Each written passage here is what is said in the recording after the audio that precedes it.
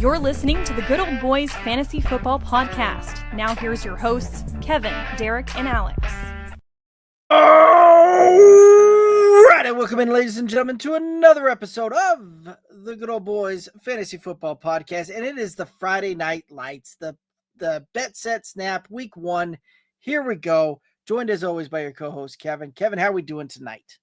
Doing good, man. Doing good. Got to, obviously a little bit of a late start, but catching the tail end of the Chiefs-Chargers game. Obviously, the Eagles-Cowboys on Thursday night. Two decently good games here to kick the season off, and as far as standalone games. So, other than that, I'm ready to go, man. I'm ready to rock. First Friday night show. I love these shows. Like, bring it on. Fire off. Let's see everybody's questions, what they're dealing with, what they want to talk about, and we'll just kind of go through rapid fire style once they start coming in. Absolutely. So it'll be a lot of fun, right? It always is on these Friday Night Lights shows and in these Bet Set Snaps. So it's always a good time, right? We did get some pretty decent football last two nights, right? You had some fireworks. You kind of very early on in the game, little chippiness kind of come out between some old school rivals between the Cowboys and the Eagles, and that game was entertaining to the end, right? Like it was funny. It was kind of a tale of two halves, and first bit of that game, you saw just points galore, and then the floodgates just shut. Right, like especially after that weather delay, like nobody was scoring points after that. So, both defenses really kind of kicked it up a notch. I guess first and foremost, I know the Cowboys lost, but the Cowboys showed much better than I think the majority of the viewing public thought they would. Right, even diehard Cowboys fans. And since moving down here, I've run into a bunch of them and just kind of talking about, hey, what do you think? Like, oh, we're gonna get smashed. We're gonna get our butts kicked and everything. Heck, y'all were winning that game, and you guys had good opportunities, right? Normally a very sure-handed receiver just didn't happen to come down with a couple balls, but I mean, right there until the end, you guys shut Saquon down. Like I think that if the Cowboys can continue to bring that same type of defensive intensity, I think they're going to be a lot more football games than what we originally anticipated a week ago. Right. Yeah, I think they'll definitely push for some things there, right? The team looked pretty good, right? Like Javonte looked a little bit like old Javonte, kind of running through there, right? Not quite. He didn't have his power back, right? Maybe not quite the burst, but he did seem right. He was running behind his pads a little bit better than I felt like he was doing the last couple of in years. Denver. Yeah.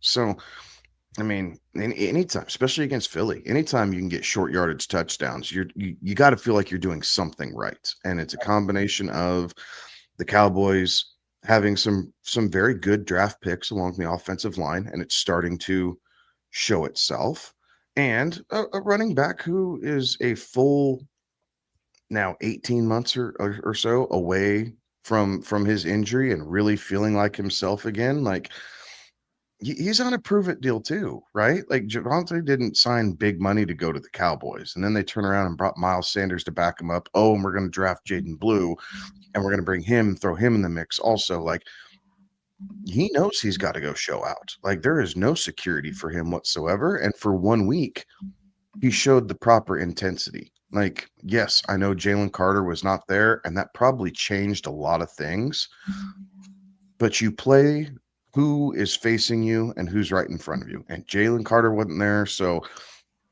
I don't want to hear those excuses. Like, that was the game that had to be played, and congratulations to the Eagles. They found a way to pull it out, but also, I know CeeDee Lamb's kind of beating himself up, but there's some things in there that the Cowboys got to be really happy with overall. Yeah, I think so too, right? Like there's kind of some good positives to really kind of take away from that a performance, right? Like didn't necessarily get the outcome that you were looking for, but yeah, there was a lot of folks out there that didn't think that game would be that close, right? The line was 8.5, depending upon where you were looking at before the game started. And to keep it inside that one possession, I think was a kind of a big deal for them. Right. And who knows, a couple of grabs down the stretch very well could have changed that outcome again. But yeah, overall, I think that they've got some good things to build off of there. Um, yeah, some interesting things also kind of playing out there with tonight's game as well, right? The Chiefs didn't necessarily, weren't able to pull out a one win victory or a one possession victory, right? The longest single possession win streak has now come to an end thanks to the Chargers and Justin Herbert using some legs on that. Yeah, I think good for the Chargers, right? I think there's a couple different things about this game. Number one, it was nice to see that Jim Harbaugh knew that he could air the ball out. Like, look, everybody's been talking, we're going to run the ball, run the ball, run the ball. And maybe that's their identity, right? Like, I wouldn't be surprised if the script flipped next week against Oakland because basically all they saw on tape was them throwing the ball. And so next week they go back and pound on or Oakland, excuse me, Las Vegas a little bit. But for one game, you know what? It worked. Quentin Johnson actually looked like an NFL receiver. Mm-hmm. Like it was good for the Chargers. It kind of hurt me a little bit because I have a good amount of Lad McConkey, not an overwhelming amount, but I do have some Lad McConkey, especially in the home league. I'm like, dang, man, these keep going to John. Like, why are we not finding McDuffie was on McConkey a lot. Yeah. A lot. And okay, fine. But Quentin Johnson showed out. Keenan Allen had a couple great catches. And Justin Herbert looked every bit of the highly talented NFL quarterback that you hear people talk about. It just didn't always show up in fantasy. Right. On the flip side, Xavier Worthy going down, I think that was just as much of a script flip for the Chiefs as on the defensive side of the ball for the Eagles when Jalen Carter went out. Different reasons, but I think both sets of those units were going to highly focus on what those players were doing, and they lost them both right away. Like, and on a freak accident for Xavier Worthy, like those crossers. I don't know how you didn't see each other, but it's moving lightning fast, so I'm not going to judge on that. But I'm interested to see what the MRI comes back on that one because it looks like he dislocated it. Is what it looked like to me. Yeah, we'll see what that comes back as because there's all sorts of things that can happen there. So it'll be interesting to see what that ultimately looks like there. But Hollywood Brown looked like a first round receiver, right? That he was drafted at all those years ago. Juju showed out pretty well, right? Mm-hmm. Like Kelsey got his long touchdown, right? They left him wide open. It showed that he can still, he may not have like the quick cut speed anymore, right? To be able to hit those quick in breaking routes and be a step faster than the linebacker. But if you're not going to pay attention to him, he showed he can still boogie down the field. Right. Like you still have to pay attention to Travis Kelsey. Absolutely. I'm not gonna lie. I had a few of those, a few best balls that I did where I took Quentin Johnson with my last round, right? That 20th round deal, especially some of those early ones where before Keenan Allen had signed and literally was looking like he was going to be the wide receiver 2 for the Chargers. So yeah, took a flyer on that, and I always love when it pays when you have that very last round pick in a best ball pay off, this early in the season. Like you did this week. Yeah. You got your draft position for him for sure. Right. Absolutely. So anything else from there is just kind of golden. The amount of Javonte Williams that I had in leagues is kind of astounding when I started looking back through and seeing how some of these matchups are going. So feeling pretty good, but we're still going into the weekend with lots of football left to be played and still early into that. So it'll be interesting to see how this thing ultimately plays out. The Chargers, that team's for 1 week looks really scary, right? You have McConkey, you have a wily, savvy veteran in Keenan Allen who just knows how to get the job done, and Herbert does still look for him in crucial situations. Yes, he does. The young up and coming rookie and Trey Harris, right? There's a lot of hype around him and their former first round pick and Quentin Johnston. And if he's finally going to come too, y'all got some weapons with Hampton and Najee there. Tight end, okay, fine. Will Disley might show up here, there, or whatever. But I mean, if nothing else, the guy can sit there and block. And that's the thing. 3 Keenan Allen, Lad McConkey, and Quentin Johnston, all are blocking receivers. Right, they certainly can. They came from blocking concepts. Keenan Allen has for years because he used to be a Charger, right? McConkey coming from Georgia, you don't step foot on the field for Kirby Smart as wide receiver unless you're willing to stick your hat in there and at least get in someone's way.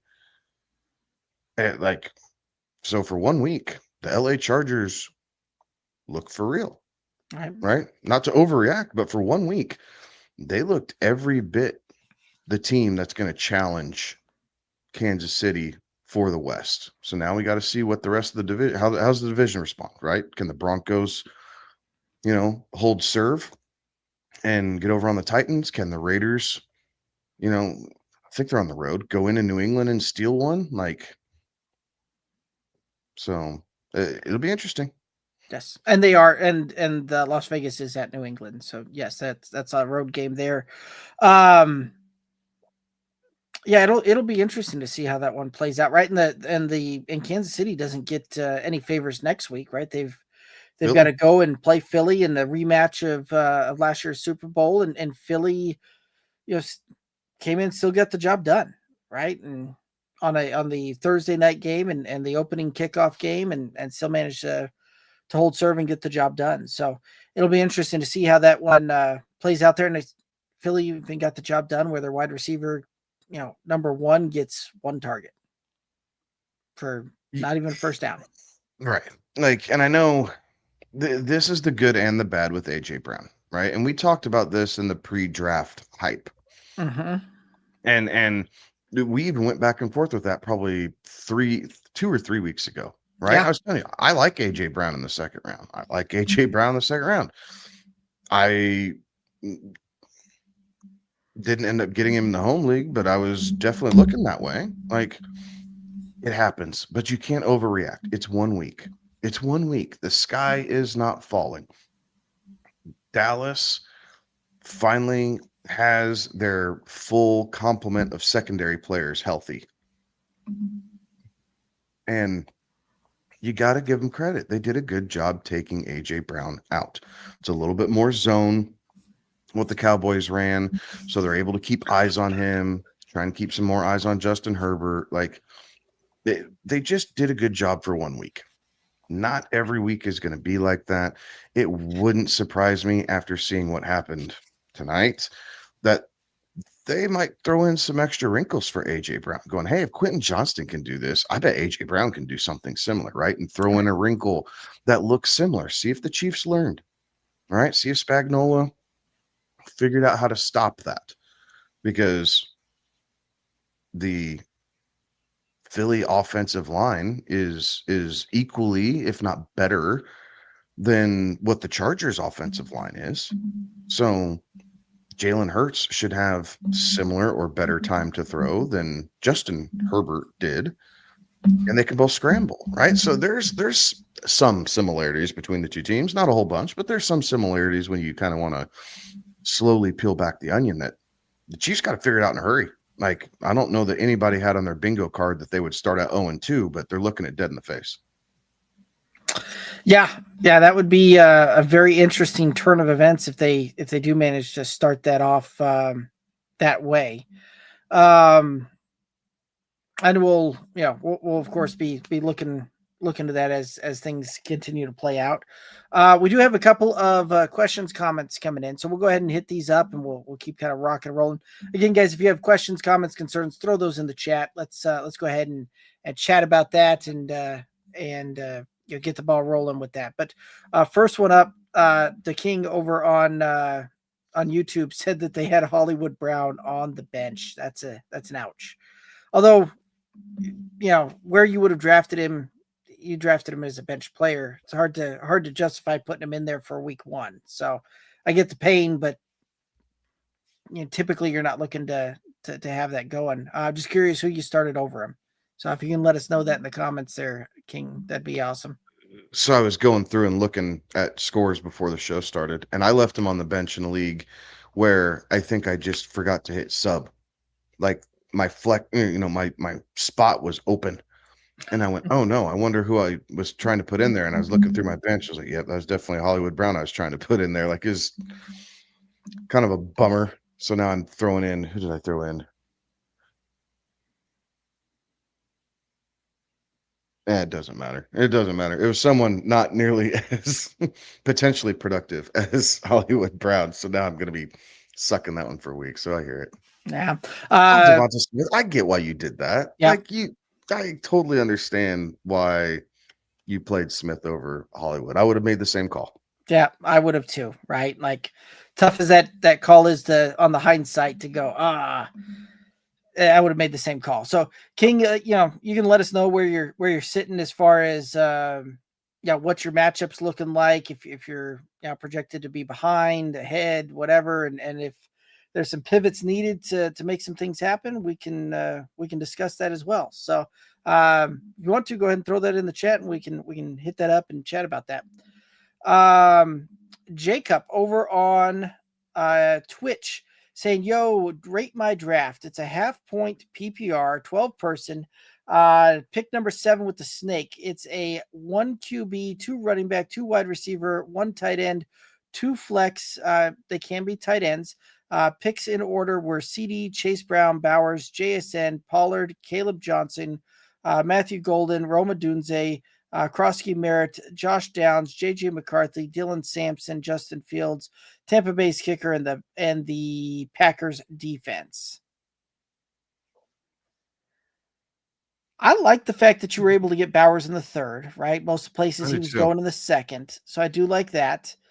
I like the CD Chase start too. Mm-hmm. Like high-powered offenses, both of them, right? We number 1 receiver for the team in CD, but just again, a team that we expected to be trailing quite a bit in the Cowboys, and that they're going to have to throw it out with their struggles in running the ball up and through last season. So that there's nothing wrong with that. Chase Brown, love that. Bowers, okay. There's nothing wrong with Bowers, right? It was Bowers or Trey McBride, and then kind of everybody else. Maybe Kittle, but then definitely everybody else. JSN scares me a little bit. I'm not going to lie. I like the player. I don't necessarily love the scheme for the player. We'll see how the season plays out, right? They do, Seattle's going to have to throw the ball. They're not going to be able to run it 70% of the time. So JSN's going to have some opportunities here. I just don't know that he would be my ideal second receiver, we'll say. But I like Pollard. Especially with Spears being on IR. So I think you're set there. Caleb Johnson, I think, is a great end of the year type play, right? Listed 3rd on the depth chart. I know everyone kind of rose a little bit of cane about that here earlier this week when some of that news hit. But I think Caleb Johnson will be fine. He's got to work on some pass pro stuff and kind of get used to things. Golden, Roma Dunze. I like the Dunze pick. I really do. So I think for where you got him, there's nothing wrong with that. Krosky Merritt, we'll see what goes on there, right? He's listed 3rd on that depth chart. So it's no different than Caleb, right? There's a big push for Krosky Merritt. I know, yeah, I know there's a lot of people really pounding the table for him, but we'll see what is going on there between Eckler and Chris Rodriguez, Krosky Merritt, and then also, oh shoot, I'm missing one more. It I doesn't mean, matter. it's a smorgasbord back there of Yeah, it is. running It back. is. So So I like Josh Downs with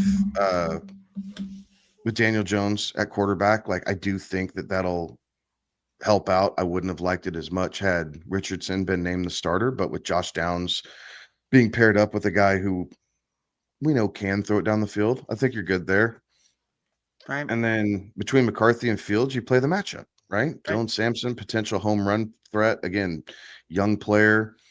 So I like it overall. I think you're competing, right? I mean, I wouldn't say that this roster is a complete product. Nobody's roster is at this point, but I think you started out pretty stinking well. And you did the right thing. You went tight end early, so you waited on quarterback, and then essentially got it late in the game with McCarthy and Fields. But I think you're gonna be doing all right there. Yeah. I mean, this kind of roster is something that Alex would have really liked with that JSN pick and have him as your second. I'm kind of right there with Kevin on that. That I'm not necessarily the biggest fan of that pick. I do like Pollard a lot as your second running back. Caleb Johnson, yeah, at this point, that's not looking great at this time of the season, but I'm kind of on the same page Kevin is where end of year, I think that'll end up panning out and being good for you. Golden Adunze, we'll see how that comes to play. There would have been some other guys that I would have pivoted to with those picks. Yeah, home run type of swing with Krosky Merritt on that. And I like the Josh Downs quarterback room looks good. And I really like that Dylan Sampson pick in there as well. So I think you've got some good things to build off of on that one. So yeah, don't mind the roster. I think that you're going to be competing throughout the season. I think you're going to have some picks really pan out to try and compete for a championship, though. So I think you're probably playing towards the playoffs, but I just don't know that that's going to get championship Your, roster unless you really get some picks to your, hit on the right yeah, weeks. your second flex might let you down. No, so. Alrighty. The King saying, true, have y'all heard any updates on Xavier's injuries? They have not, right? And it'd be speculation at this point. So I don't think you'll hear anything on his injury until Monday or Tuesday Yeah. next week. The Chiefs will remain silent about all of it through the weekend since they don't have to report anything. Monday's, a health day, right? So everyone goes in and gets treatment and all that good stuff. So if it's super bad, you'll get a quick notice that say, hey, they're doing an MRI. Like that notice might pop up, but we're really not going to know much about it probably until Monday at the earliest. Most likely, I'd tell you Tuesday. Well, and the fact that they're overseas as well, they'll probably wait till they get back stateside and do what they do, and so I'm right there with you. I think it'll be Monday at the earliest before we hear anything and hear anything even remotely. That would be anything other than speculation. So, Binkin saying, my guys, evening fellas. What's up, Binkin? Welcome in. Jacob saying that they think Caleb was their worst pick because it was way too early to draft them. Yeah, maybe hindsight being that, but especially depending upon when you drafted, there was a lot of hype that Caleb was going to be the starter week 1. So I still think that he'll end up winning the job out before the end of the season. So, the King saying that his lineup there is Michael Penix, Bijan Robinson, Chase Brown, Jamison Williams, George Kittle, Ted McMillan, and the Pittsburgh defense are who they have left to play.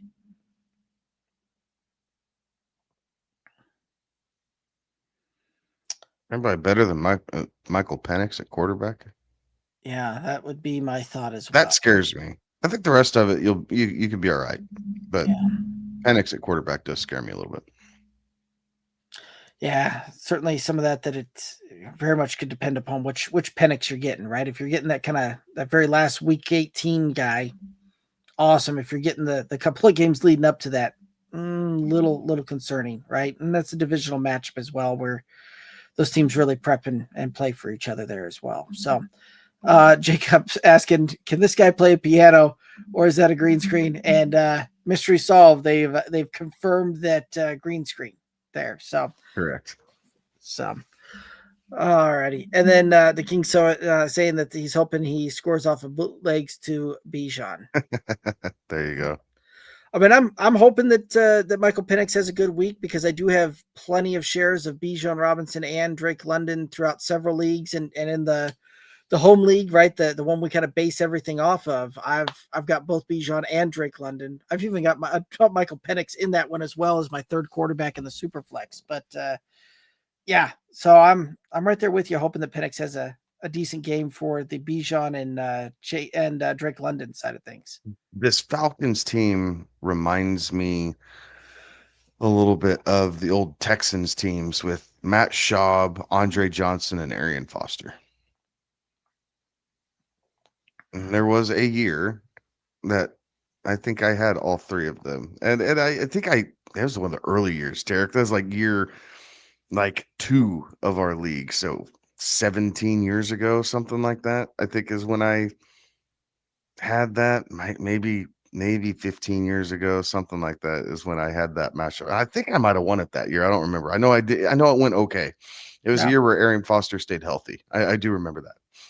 I know and back in those days I had Andre Johnson a lot in those years. So but yeah, still bitter about some of those early years, and the keeper that then didn't keep, and then Adrian Peterson, who I drafted late, had to give him up. So anyway, but yeah, guys, if you have any questions, concerns, comments, throw them in the chat. Let's go ahead and chat about that and keep those rocking and rolling there. Always appreciate all the comments and questions coming in. So I mean, we do have a lot of games left to play here. Right, 14 games still yet to be decided, and with that, there's certainly some interesting matchups. Anything that really kind of stands out to you that you can't wait to watch this weekend? Honestly, the NFC North all playing each other this week is something I'm interested to see, right? So the Bears and the Vikings, I believe, are Monday night. But on Sunday, we have the Packers Lions. And I think both those matchups I am interested to see, just because divisional games early in the year tend to set a tone. And it's always nice to get that game up on those teams in your division, much like the Chargers tonight over the Chiefs. So I think both those games I am interested in. I do, I am I guess silently interested in the Panthers Jaguars game. And trying to see, how does Trevor Lawrence look with Cohen being the head coach, and is the offense really going to turn around, or is Bryce Young really taking this next step? How does Tet handle, live action for a full game, and or were just the preseason highlights just, again, highlights. So there's so many narratives going into week 1. That not to be passive about it, but they all have some sort of intrigue and importance, right? There's only 17 of these games. They're all important, but I'm interested to see that, right? How does Aaron Rodgers look at quarterback for the Steelers? What does that offense look like? How does Justin Fields look going against his old team, right? After being in that locker room and kind of seeing what they wanted to do last year, is Justin Fields able to, help with the game plan to attack some weaknesses, or vice versa? Do the Steelers know Justin Fields so well that he ain't going to do squat? Right. Like, there's a bit of back and forth there, which is interesting, right? A lot of people want to see the Seahawks Niners game, another divisional game that's early in the season, right? It's kind of setting the tone. I took the Seahawks on Tuesday's show to win the West. So I'm interested to see what this shakes out as week one. Does Juwan Jennings play? So, I mean, we're kind of going down the list here. Like, there's a lot of these games that I find very interesting. I think the shorter list would be on the games that I don't care a whole lot about. Fair enough. Yeah, Miami, Indianapolis. That's probably one that I'm right. I want to see if the rumors about Tyreek and Tua's chemistry and all of that, like that's kind of it there. Maybe some interest to see if Devon Achan's calf, but I mean those are kind of things that, quite frankly, I can catch the box score and the highlight reels of to see that. Yeah, exactly. I'm interested on the Indianapolis side only because I took a lot of Indianapolis receiver late, and I did pivot between Downs and Pittman. Like I made sure not to just load up on one of them. But as I was filling out receiver depth, I took one of the two of them because they are the two pass catchers Right. that have consistency in Indianapolis. So heck yeah, I took a flyer on him as my fifth receiver or whatever it was at the time, but that part's intriguing. But yeah, I would agree. Same thing with New Orleans. Was it New Orleans and Arizona? Like that Yep. one's not overly riveting to me. That one I am there's a couple of things that I really want to see play out with that one, right? I do want to see what does this look like for Marvin Harrison Jr., right? In the sophomore campaign. Is this the one where we're going to see him really step up, be the primary receiving option on that team? Or is this going to be one of those that's the early narrative is going to be Trey McBride's going to be the guy again when it comes to pass catchers down there, right? Like that is something that I'm very interested to see how that one plays out. Same thing on the New Orleans side of things. I am very interested to see how the wide receiver room shakes out there, right? There was right, Olave missed a ton of time last year, and you're coming back. Is he still cemented as that primary pass catcher?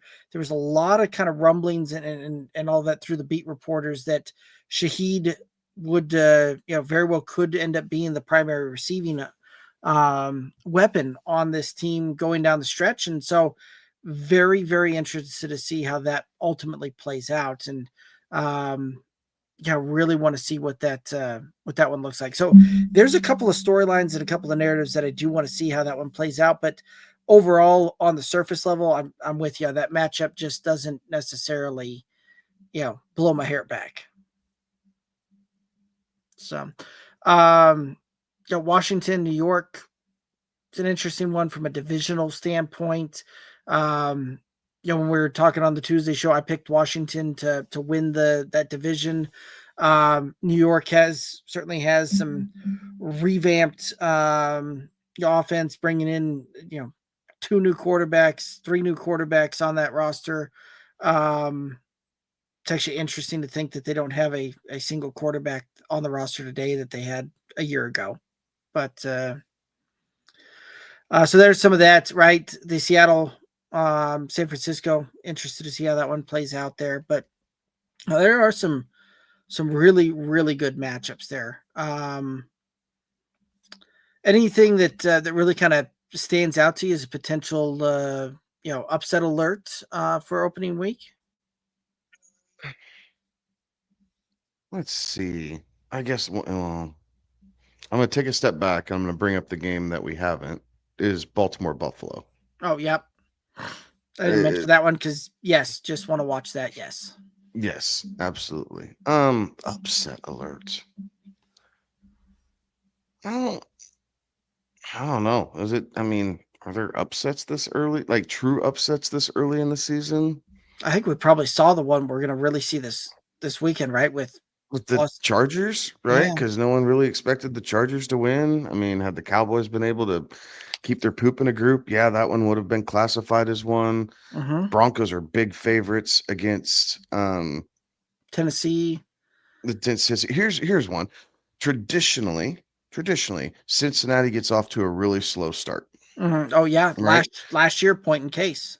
Yes, point in case, right? They cost a lot of people in week 1 losing to New England and a lot of survivor pools. Right. Coincidentally, Baltimore cost a lot of people in week 2 when they lost to the Raiders. But have they learned? Right? They played some starters in the preseason. They kind of did things a little bit different. So, did they learn enough that Cincinnati will get off to a hot start, or is Cleveland going to be a thorn in their side? Right? Kind of this divisional battle for Ohio in week 1. So that one, I guess, could be potential upset alert. We know that the Cincinnati offense can absolutely go off at any given moment, but with their traditional slow starts, I I think this game is going to be closer than maybe some people realize here to start, and I definitely would not be surprised if Cleveland covers. Um, and I also wouldn't be surprised if this game hits the over, just because I'm not convinced that either defense is that exciting outside of a couple guys. Fair enough.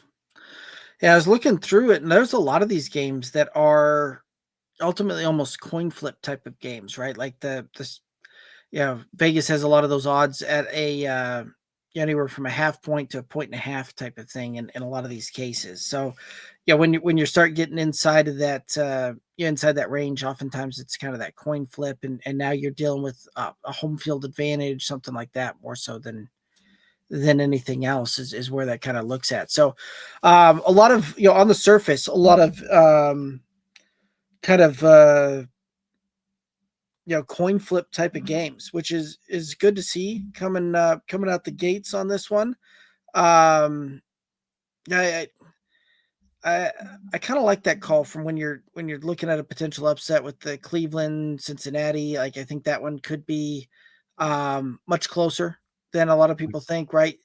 Is the The Jets Pittsburgh upset? If the Jets win, is that an upset? I- Like, or is yeah, that just two teams that are like maybe kind of on the cusp, and we just anticipate Pittsburgh will win, and that's what makes it feel like the upset? I mean, maybe Pittsburgh is road favorites in that one by a field goal. So there is certainly something to that. So I don't know if that necessarily would classify as a huge upset there, but I think that one, if the Jets come out and do that, right, like, the expectation is the Jets are going to jet, and the Steelers are just going to find a way to get to at least 9-8 on the season, if not more so than that. But maybe that one could be in the upset category there. Kind of looking at how some of these things and where people are really kind of looking at. The interesting one that stands out to me is a lot of folks have taken San Francisco giving a point and a half to Seattle, going into Seattle nonetheless, which is interesting to me with kind of all the, how that thing's playing out there, right? San Francisco, typically when they have a down year like they had last year, they come back really strong the following year. But that Seattle team isn't a slouch. So I don't know that I'd necessarily, just from a percentage wise on folks that have, have kind of placed on that and where the money's playing at, like San Francisco could be one of those teams that ultimately ends up, breaking some people's hearts this weekend. So, it was kind of interesting too, looking at several of the, right. You mentioned some of the totals out there, for an opening week, little bit, little bit lower scoring action is, you're kind of the expectation here with really only one line at 50 or more points for this weekend. And that would be Buffalo and Baltimore. Nobody else, goes over that mark, and you even have one with Pittsburgh and the Jets projected to be less than 40.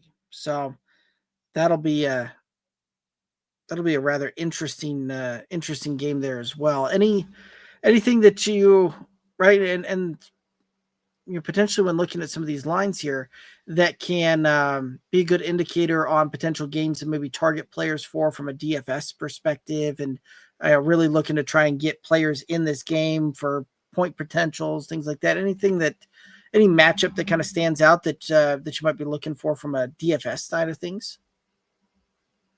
Jeez. I I think I want to see Cincinnati stop the run, right? So I do think from a DFS standpoint, whether you're believing in Ford or whether you're believing in Dylan Sampson, I think either one of those are sneaky.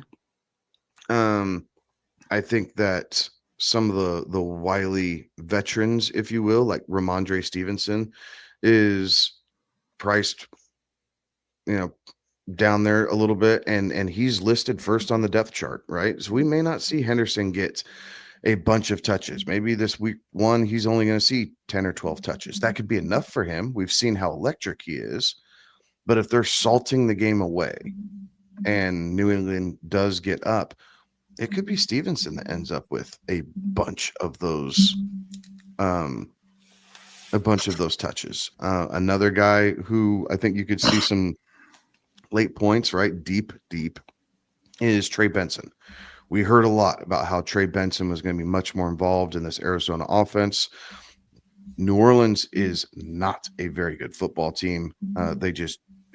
I'm not seeing it, and no one else is either. But I think that would be something that you could look at deep. So some different running back plays there. As far as receiver goes, I mean, you kind of go down the list, and what are you looking at, right? Maybe Shaheed against Arizona. You expect New Orleans to be trailing, so they're going to take some deep shots. Maybe Shaheed there. Same thing, Cedric Tillman from Cleveland, right? If you're looking at number 2 options, cheaper options type like that, those are always interesting. With the Christian Kirk news, I think Jaden Higgins probably has a larger role. Not that he's going to fill that slot role that Christian Kirk is leaving, but I do think that they might go to more 2 wide receiver sets and maybe not run as much out of the slot. So there's some options there. And then you go down to the Colts receivers. Pick one. Do you like Pittman or do you like Downs? So you're talking value plays, guys that can have some impact in these games. Week 1's really kind of hard to sort out and see what it looks like.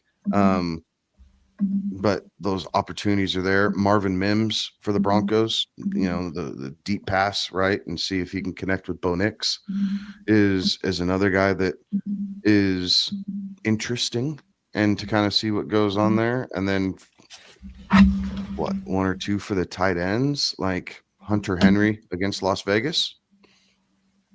I think that's interesting. I think it at least provides some potential upside.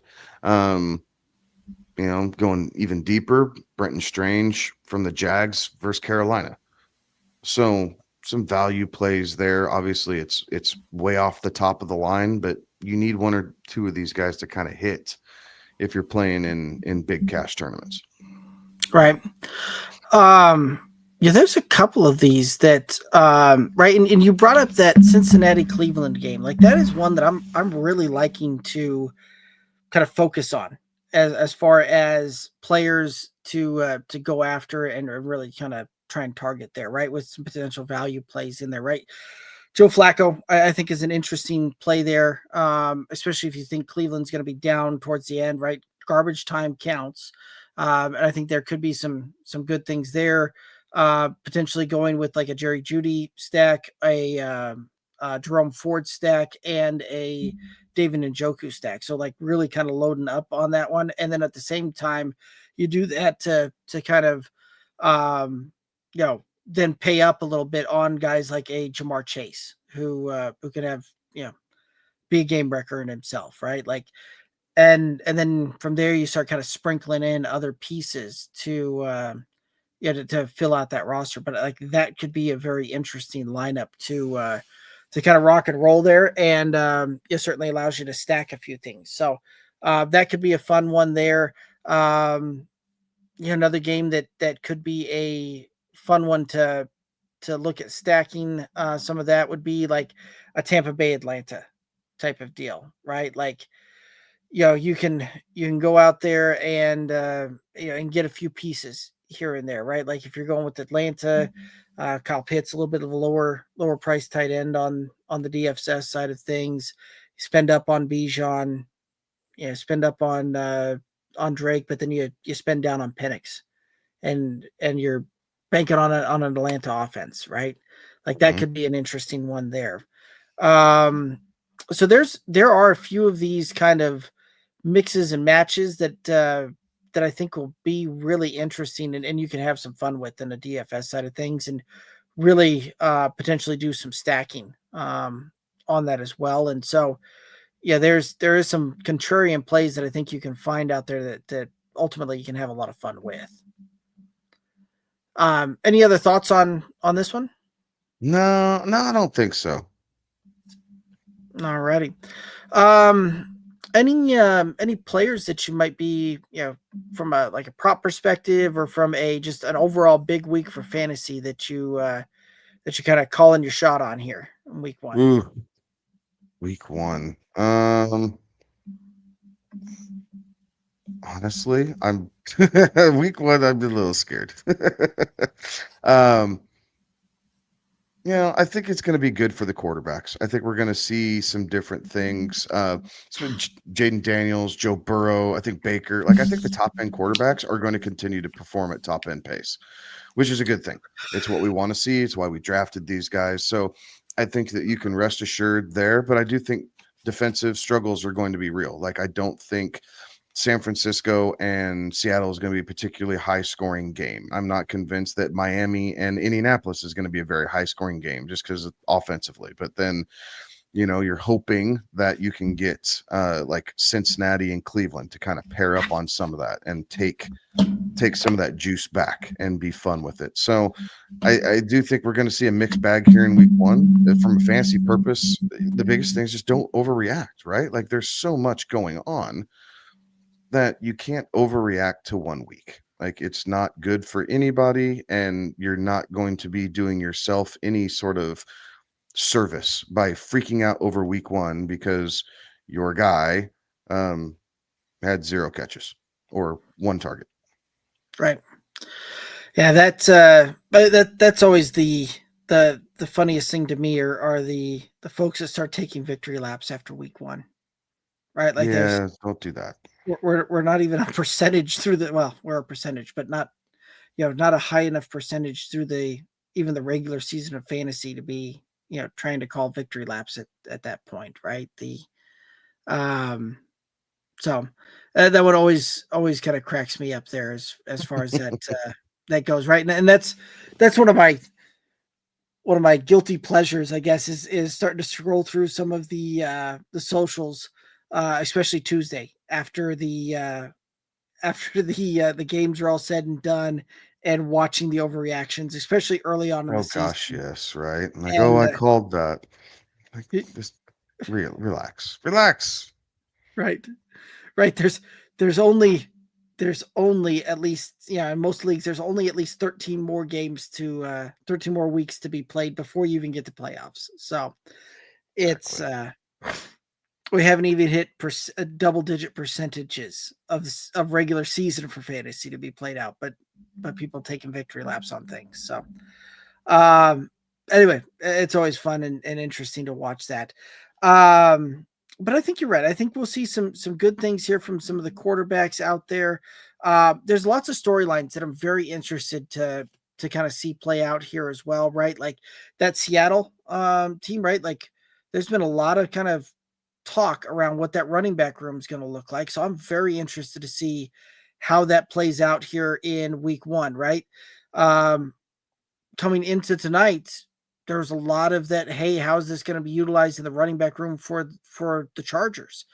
And sure enough, Harbaugh and team decided to air the ball out far more than I anticipated, right? I really thought that we'd probably see this at the end of it where Amari and Hampton got up there around the 16, 17, 18 carries, with Najee being actually full, suiting up and being a go for the game. I thought he'd get close to double-digit carries, even being missing the kind of the preseason, all of that. Like I thought we would see at least 25 rush attempts from these running backs on that, and just didn't get there. So Yeah, good gamesmanship by Harbaugh, right? yes. Because even with as thinking in a Chiefs hat, right? And Steve Spagnuolo, great defensive coordinator. But you got to be thinking, okay, we were planning for the run all week. Okay, they punched us in the mouth here. They're throwing it out, but now they have the lead. It's getting late in the fourth quarter. Now we can go back to our game plan, right? Because now we think that the Chargers are in a spot where they're going to run the ball. This is what we practiced for. So we're going to implement some of these things that we were ready for earlier. And good on the Chargers. They kept true to their game plan. So then they aired it out in all these typical run situations, because that's what they believed that the Chiefs were planning for. And I don't know that they're entirely wrong with it, right? Their offensive line did a good enough job holding up. Yes, Herbert got blasted once or twice, but I tell you what, Mahomes took a couple hits too. So neither quarterback left with a clean jersey. But yeah, the gamesmanship in week one is always crazy, right? Like, what are you planning for? Because we can go off of tendencies and last year's film, but each roster's new each year. And even with the same coordinator, they watch their own film too. Like, they know what they put on tape. And so here's what we're going to throw at you to be different. And to the Chargers specifically, week one, they won that battle, right? Cowboys did something similar to start the game against Philadelphia, right? Running it between the tackles and everything else. Kind of got away from that a little bit after the weather delays, but especially. But